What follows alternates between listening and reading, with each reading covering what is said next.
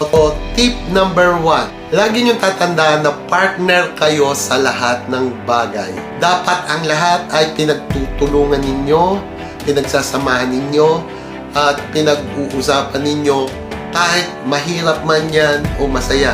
Kung mahirap, kailangan nyo pagtulungan, mag-share kayo ng ideas. At kung masaya, mas maganda din share din kayo. Enjoy life. Lagi nyo tatandaan na dapat kayong dalawa ay laging partner.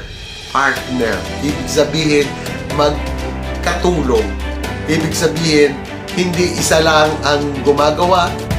Kailangan, kung hindi man magawa ng isa, mayroon yung, halimbawa, hindi mo magawa ng physical o hindi mo magawa ng financial, dapat may gagawin ka rin para sa iyong asawa, para hindi kahit paano, hindi mo naman mabigyan ng